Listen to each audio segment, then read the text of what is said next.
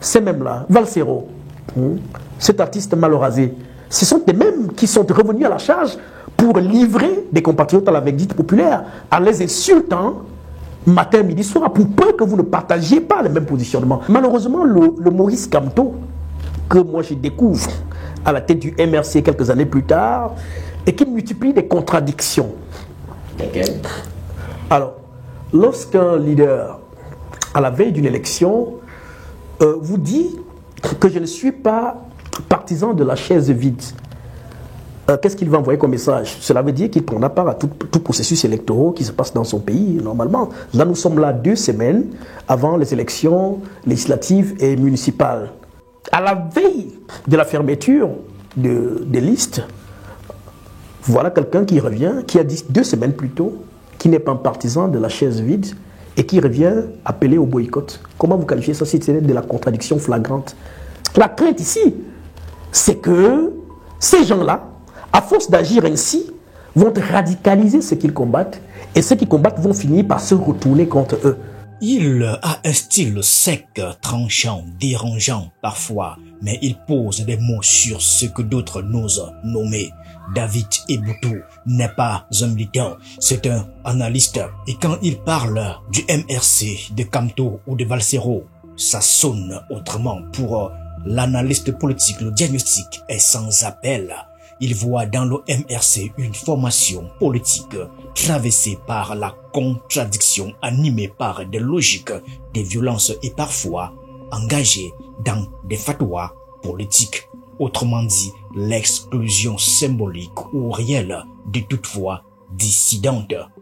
Un mot fort, bien sûr, mais qui vient d'un chercheur, pas d'un adversaire politique. Il s'appuie sur des attitudes, des discours, des campagnes de dénonciation qui ont, selon lui, trop souvent viré à l'intimidation numérique ou à l'hostilité radicale. La ligne politique du MRC aujourd'hui ne saurait être maligne. Parce que voilà des gens qui refusent et refutent systématiquement qu'on leur fasse des reproches sur leurs propres contradictions.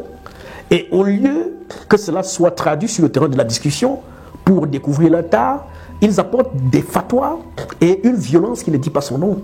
Moi, je suis une victime. Les sympathisants d'hier, comme nous, ayant constaté qu'en face, il y a l'intolérance, il y a la violence, il y a l'agressivité, je me suis braqué et aujourd'hui, je pose à cette communauté politique-là des arguments solides pour les en empêcher justement d'arriver à leur objectif, d'arriver à atteindre leur objectif. C'est-à-dire que je crée justement que les méandres en termes de violence, d'agressivité que nous voyons aujourd'hui ne soient quelque chose de normal à la tête de l'État une fois qu'ils y seront. C'est pour cela que je suis dans l'obligation de fonctionner avec ceux qui sont dans la modération. Moi, j'encourage beaucoup de leaders de partis politiques.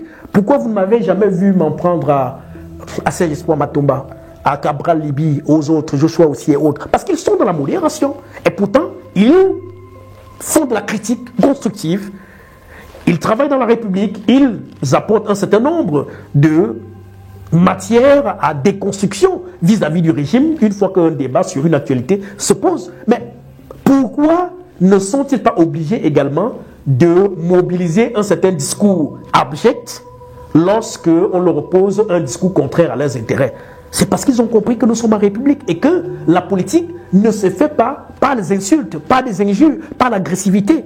Pour David Eboutou, le MRC s'est retrouvé pris entre 2 lignes, celle de l'action politique classique et celle d'une radicalité portée par une partie de sa base militante. Et la diaspora camerounaise y joue un rôle central, parfois à l'extrême. Là encore, il est catégorique. La basse, la brigade anti-Sardinard, pour lui, c'est le MRC sous une autre forme. Pas officiellement bien sûr, mais dans les discours, dans les cibles, dans la logique de confrontation. Il y voit une relation directe, presque organique. Un exemple récent, l'enfarinage du ministre de la Jeunesse Moulouna Foutsou en Belgique. Une action spectaculaire relayée sur les réseaux sociaux, revendiquée par des militants de la brigade anti-Sardina. Certains ont applaudi, d'autres dénoncé un acte de violence politique. Les dernières visites du professeur Maurice Kamto à l'étranger, allez-y regarder les visages qui ont été actifs autour de l'organisation matérielle et logistique de son séjour en Europe. On reconnaît même quelques gros bras de la basse qui assuraient sa sécurité à lui. On reconnaît, on a vu des discours qui sont là archivés de ces gens-là, de ces barbares-là, qui ont assumé leur proximité avec le MRC du professeur Maurice Kamto, et notamment avec sa figure la plus hégémonique, dont le professeur lui-même. Donc, quand on l'a dit, est-ce que vous allez chercher de midi à 14h pour savoir qu'en fait, ces gens le font parce que, en fait, ils voudraient voir porter à la tête de l'État un homme qui est aujourd'hui à la tête du MRC. Et même, quand vous avez entendu parler de l'élection présidentielle volée, entre guillemets, la lutte qui a précédé l'élection présidentielle de 2018, toute cette violence qui s'est engendrée par la suite, elle était due à quoi? Elle était due justement à un discours qui était là. Le discours, c'était lequel? Le discours, c'était celui de rappeler aux uns et aux autres que l'élection du professeur Maurice Kamto a été volée. Et on a bien vu que le hold-up, entre guillemets, réclamé par ces gens-là, était le discours manifeste repris en chanson, en chœur, par nos amis de la basse. Et vous voulez quels exemples d'autres pour vous dire que tout ceci montre très bien qu'il y a une corrélation directe entre le MRC et la brigade anti-Sardina. Pour David Eboutou, cette action s'inscrit dans une culture politique qui dépasse les clivages gauche-droite. Elle montre un glissement de la critique légitime vers la stratégie du choc permanent. L'homme se souvient que le MRC n'a pas toujours été une force perçue comme conflictuelle. De 2012 à 2018, le parti a su s'imposer comme une figure de rigueur intellectuelle, de discipline et de cohérence stratégique. Maurice Kamto, universitaire respecté, tenait un discours axé sur le droit, la réforme, l'alternance apaisée. Ce n'est qu'après l'élection de 2018 et la contestation des résultats que le ton s'est durci. Des arrestations, des boycotts, des frustrations accumulées. Le parti entre dans une logique de confrontation directe avec le pouvoir de Yaoundé. Mais faut-il y voir une évolution, une radicalisation ou un durcissement contextuel? David Eboutou, lui, estime que cette mutation n'est pas simplement circonstancielle. Elle révèle, selon lui, un fond plus profond, un rapport ambigu au pluralisme, à la critique, à l'altérité. Vous savez, le MRC de 2018 n'est plus le MRC d'aujourd'hui. Le MRC de 2012, qui a connu beaucoup de sympathie vis-à-vis des Camerounais, n'est plus le MRC de 2000, n'est pas le MRC 2018, qui n'est pas le MRC d'après élection double scrutin électoral de 2020. Pour la simple raison que ceux qui s'en réclament militants, ont contribué de l'intérieur à tuer le peu de sympathie que les uns et les autres auraient pu manifester pour ce parti-là. Et tuer cette sympathie-là consiste à quoi? À présager, à assumer un type de discours violents, agressifs, à poser des actes comme ceux que nous venons de voir en Belgique et en France. Et c'est dommage, il faut dénoncer cela, n'est-ce pas? Il faut dénoncer cela. Et avec cette montée de la tension sur le terrain, un autre champ d'affrontement s'enflamme, celui des réseaux sociaux. Dans cet espace-là, la violence n'a pas de camp exclusif. Militants du régime, partisans de l'opposition, influenceurs, indépendants, tous parfois cèdent à l'agressivité, à l'insulte, au lynchage symbolique. Mais David Eboutou cible particulièrement le MRC de Maurice Kamto. Il l'accuse d'avoir laissé prospérer une base militante survoltée, hyperactive et souvent violente dans ses propos. Et ce qu'il nomme, je cite, violence numérique, ce sont les menaces contre les journalistes, les campagnes de harcèlement contre les intellectuels critiques et les slogans de rejet total de tout ce qui ne va pas dans le sens du parti. Pour lui, ce mode de communication ne renforce pas le parti de Maurice Kamto. Il l'affaiblit car au lieu d'élargir sa base, il creuse les tranchées. La violence dans l'espace socio-numérique débute au lendemain de l'élection présidentielle de 2018.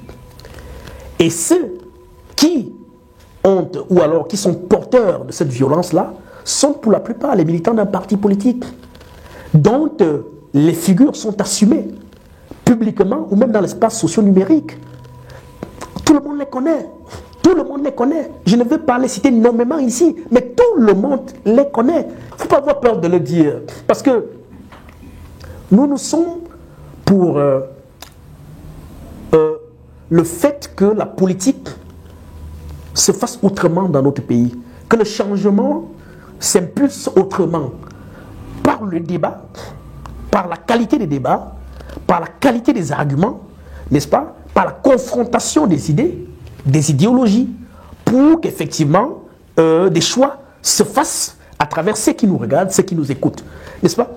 Si on procède de cette façon saine-là, je ne crois pas qu'on en serait à ce niveau où des gens en sont à craindre de ce qui adviendra à l'issue de cette présidentielle que nous attendons en octobre 2025. C'est simplement parce qu'il y a aujourd'hui une telle haine qui se dégage des discours de nos compatriotes qui assument le fait d'appartenir à un parti politique ou d'être des sympathisants d'un homme qui est à la tête de ce parti politique-là et qui malheureusement, et c'est ce qui me désole davantage, et ce qu'il faut également regretter, ces derniers dont ces soutiens s'en réclament ne sont pas suffisamment pour nous. Et bien quand même il le fait, on dirait que cela arrive à la suite de nombreuses dénonciations comme celles portées par les nôtres, mais pas suffisamment porteuses de sens ou suffisamment porteuses de sincérité. Difficile de parler de l'opposition radicale sans évoquer Valsero, rappeur engagé, figure médiatique, proche du MRC. Il se présente comme la voix du peuple, de la rue, de ceux qui n'ont rien. Il manie le micro et le mégaphone avec la même intensité. Mais derrière le flot militant, une posture plus tranchée. Valsero attaque, clash, divise. Son langage est cru, son ton frontal. Certains y voient un réveil salutaire, d'autres une forme de populisme dangereux. Et cette radicalité interpelle, même parmi les penseurs critiques de l'opposition. David Eboutou ne le supporte pas. Il le qualifie, texto, je cite, d'individu mal rasé. Ce n'est pas une attaque physique, c'est une métaphore du désordre, de l'impréparation, d'un activisme plus émotionnel que stratégique. Pour lui, Valsero incarne le basculement d'une opposition politique vers une opposition spectaculaire où le clash prend le dessus sur le projet. Il ne remet pas en cause sa légitimité à s'exprimer, mais questionne son rôle dans la montée des tensions verbales et parfois physiques. La violence sur l'espace numérique aujourd'hui, c'est du fait des militants ou alors ceux qui se réclament sympathisants du mouvement pour la renaissance du Cameroun. Ce sont eux. Si vous prenez un individu particulièrement abject, comme l'artiste Valsero, ce type-là qui se lève le matin et qui se retrouve dans une chambre et qui n'a pour seul boulot que d'allumer son ordinateur et d'insulter toute la République. Comment vous pouvez qualifier ça? C'est-à-dire que voilà l'individu, je vous en prie. Oui. Je vous en prie, parce que moi j'ai été particulièrement victime de cet individu-là mal rasé qui tous les matins s'est donné pour boulot de cibler quelques figures de son pays, les désigner et les livrer à la vindicte populaire assis dans une chambre. Mais voyez-vous, cette prétention prinosautière qui amène des individus sortis de je ne sais où, mais qui se donnent la prétention de s'attaquer frontalement, de livrer à la vindicte populaire tout ce qui n'assume pas un positionnement idéologique. Comment pouvez-vous penser qu'on peut fonctionner avec ce type d'individus dans une société aussi démocratique comme la nôtre, qui prédispose que l'espace public soit un espace de courtoisie où on peut débattre sainement sans qu'on ne soit obligé de recourir à des propos ad hominem, à des injures ad hominem. Il faudrait faire très attention. Donc, lui, il n'est que l'arbre, de mon point de vue, de l'arbre qui cache la forêt.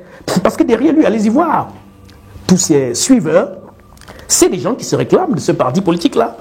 C'est des gens qui assument une certaine orientation politique, mais qui sont les mêmes qui l'encouragent dans ce type d'abjection au quotidien qui consiste à jeter l'opprobre sur tous ceux qui ne pensent pas comme eux. Alors, comment voulez-vous que, après avoir posé un tel constat, que je me retrouve avec de tels individus pour assumer leur orientation idéologique? J'ai dit, ça ne peut pas marcher. Au fond, s'agit-il seulement du MRC, de Valsero ou même de David et Boutou? Que devient le débat politique quand il se fait à coups de tweets, d'invectives, d'enfarinage et de clashs? Il y a ceux qui crient au scandale, ceux qui se sentent légitimes à tout dire parce qu'ils s'estiment du bon côté de l'histoire, et ceux qui préfèrent le silence, lassés par les excès des uns et les silences complices des autres. Ici, la force d'un projet politique ne se mesure pas au nombre de ses ennemis, mais à la clarté de sa vision et à la manière dont il traite ceux qui ne pensent pas comme lui. Le Cameroun est à la croisée des chemins. Et ici, le Cameroun est à la croisée des chemins. Et si la parole se libère, encore faut-il savoir ce qu'on en fait. Hurler plus fort ne fera jamais gagner un peuple. C'est dans la patience, la rigueur et le respect du contradictoire que se forge les vraies révolutions. Et ça, le MRC le sait.